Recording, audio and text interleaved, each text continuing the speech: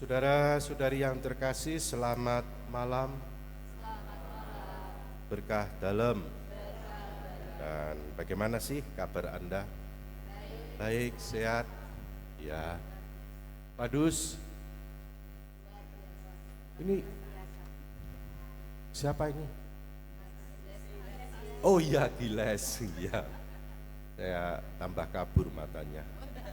Karena kostumnya bukan baru. Bukan ya. Tepuk tangan untuk pelayanan mereka. Kurang seru dong. Ayo. Murah hati, tepuk tangannya kurang meriah. Ya. Baik. Saya nggak minta kalah jengking toh. Saya nggak minta ular. Bapak kita seperti itu. Kalau kita bisa berbuat murah hati, mengapa tidak diberikan? Bagaimana Injil hari ini? Selama ini Anda berdoa apa? Anda bisa menghitung kebiasaan doa orang Katolik. Coba ingat-ingat. Dan mungkin akan muncul lagi doa-doa yang lainnya. Apalagi ketika ada intensi misa, ucapan syukur kepada Tuhan karena telah dikabulkan permohonan melalui apa saja. 2-3 kali salam Maria, novena, benar? Ucapan syukur kepada Tuhan karena telah dikabulkan permohonan melalui doa Bapa kami. Pernah mendengar? Halo? Hei, pernah? Belum. Saya sekian puluh tahun menjadi imam, gak pernah ada intensi seperti itu. Pada salam Maria, novena, siapa itu yang membuat? Agung, sing moco mau loh. Orang-orang yang punya pengalaman iman. Saya bukan bermaksud mengesampingkan atau mengarti kecilkan itu semua, sama sekali tidak. Tapi yang mau saya katakan, doa Bapa kami itu adalah doanya Tuhan kita Yesus Kristus. Jadi para ibu jangan cari doa salam Maria atau novena di dalam Injil, gak ketemu sampai jengking. Saya bukan mau mengarti kecilkan, mengesampingkan enggak. Tapi ingat loh, ini doanya Tuhan. Maka mengapa dalam sakramen Ekaristi setelah semuanya diwartakan, perjamuan dikenangkan, dihadirkan kembali, lalu kita diajak berdiri, menyatukannya dalam doa apa? Doa apa? Lalu bagaimana ketika Anda pernah bertanya atau orang lain, sekurang-kurangnya yang saya alami, Romo, doa yang paling baik itu apa sih? Saya sudah memohon ini dengan doa ini, novena wis, doa Tadius ada ya? Ada. Apalagi doa Rosario macam-macam toh ya. Ayo. Apakah doa Bapa kami ini mewakili semua peristiwa hidupnya orang Katolik? Pergulatannya hidup orang.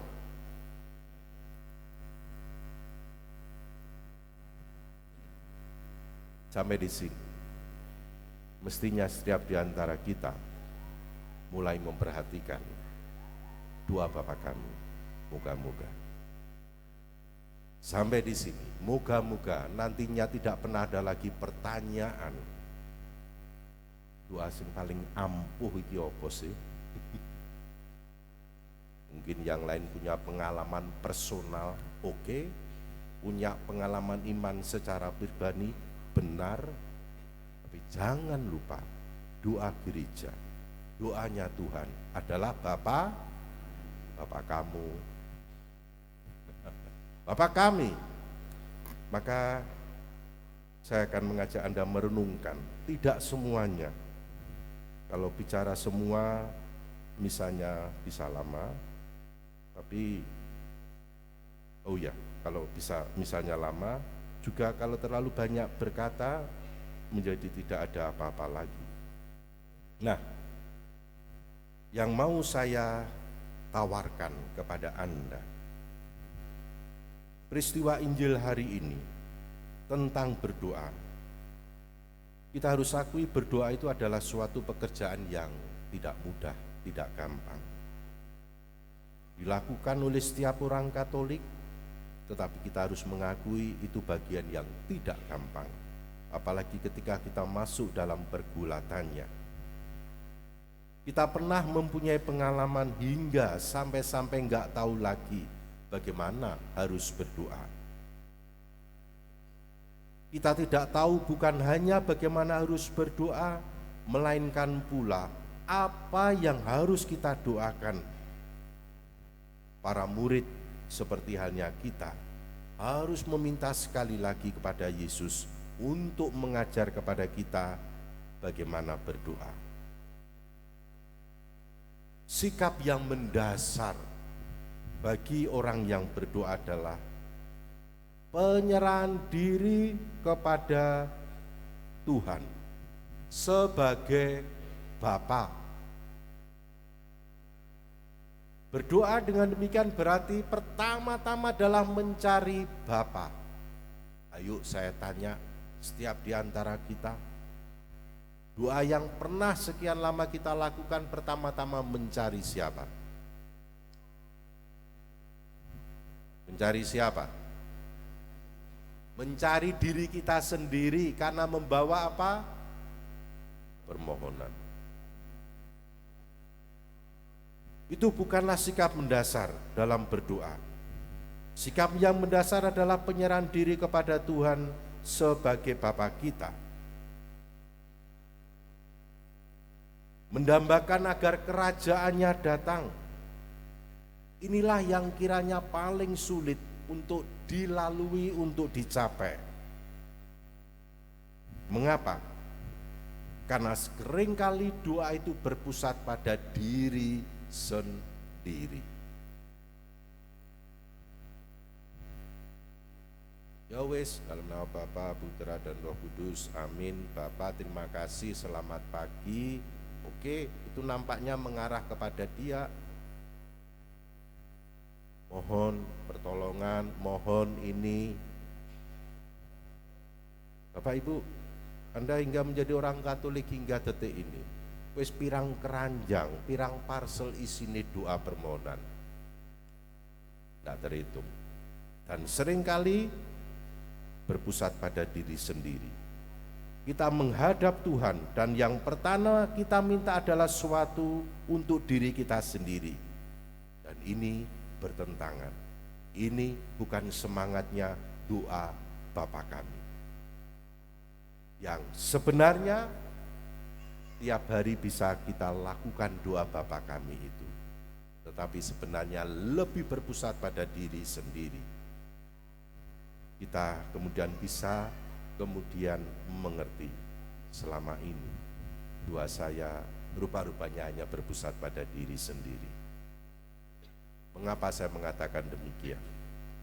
Ketika Anda merasa enggak didengarkan, merasa sepertinya Tuhan diem, enggak dikabulkan, lalu Anda apa sikapnya? Apa reaksinya? Berani minta datanglah kehendakmu? No, enggak. Kedua, semangat doa Bapa kami ialah semangat persekutuan, bukan soal pribadi. Semangat ini harus menjiwai doa kita, bukan hanya kalau kita hanya memohonkan diri kita sendiri. Doa selalu tidak terpisah dengan sesama. Dengan demikian, doa dan kasih kepada sesama adalah menjadi satu. Barang siapa yang berdoa, dia harus memperhatikan nasib sesamanya. Barang siapa berdoa, dia harus mengampuni setiap orang yang bersalah kepadanya. Maka lihat tentang memperhatikan nasib sesamanya. Kita tidak hanya memohon rezeki untuk diri kita sebenarnya. Mengapa? Karena masih banyak di antara sesama kita yang lapar. Permohonan ini bersifat jemaat. Berilah kami rezeki secukupnya, gak berlimpah. Padahal doa Romo biasanya mohon kelimpahan ya. Benar Pak Is? Tapi Bapak kami secukupnya hari ini. Inilah sifat doa yang menjemaat. Maka setiap orang Katolik yang berdoa Bapa kami dan mempunyai makanan yang cukup harus mengingat bahwa tidak setiap orang mendapatkan rezeki semacam itu.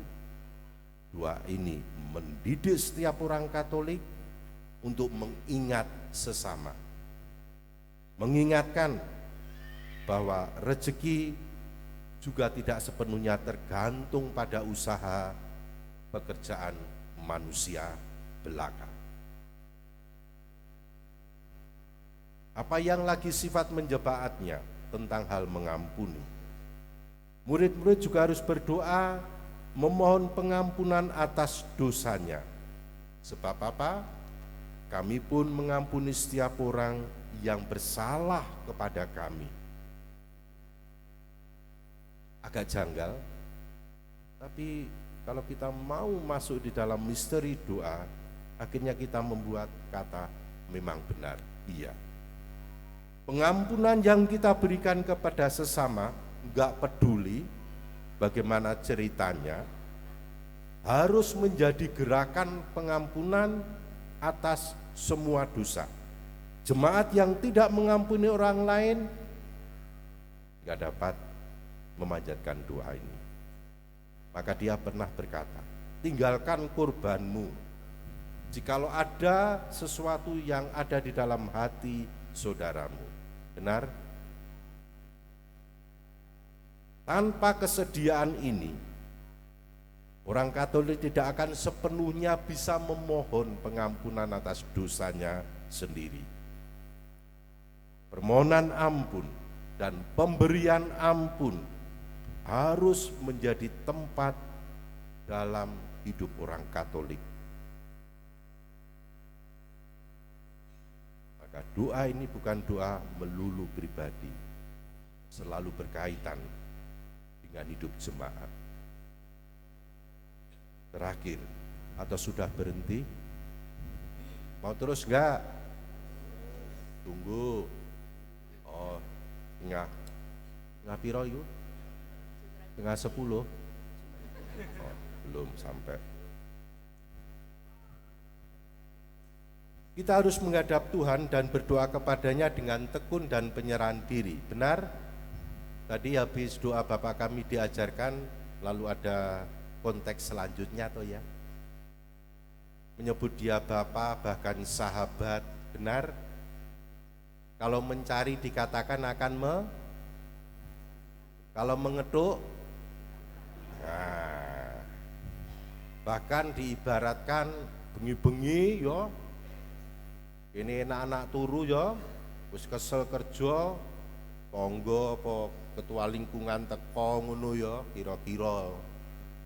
Apa ketua lingkungane sing turu diketok umate. Lalu minta apa tadi? Minta apa? Duduk. Minta surat pengantar. Wis gak nate ketok ning lingkungan wayahe butuh. Dan lihat, bertekun, rodok ngeyel, repot ya. Hal ini enggak mudah. Tapi coba kembali pada bacaan pertama, mencerminkan pergulatan doa. Siapa tadi yang ada dalam peristiwa bacaan pertama? Lali, Abraham. Lagi ngapain? Nego. tawar menawar kaya ibu neng pasar iku lho. Bayangkan Gusti Allah dijak tawar menawar lho. Saya mau memahami itu sebagai peristiwa doa, percakapan dengan Bapa. Mulai teko 50 sampai medun piro mau. Bayangkan, mesakne iku berarti ibu itu jitu untuk nawar kalau di pasar. Bangkrut iku sing dodolan. Bayangkan 50 menjadi 10. Lah repotnya kita itu hidup bukan seperti Abraham saat itu. Iso dijak omong, tahu misterinya. Kita mengalami kesulitan untuk berdoa dengan tekun itu karena Tuhan selalu diem. Ayo jenenganlah doa, Gusti selalu menjawab dengan kata-kata yang bisa didengar. Repot toh ya.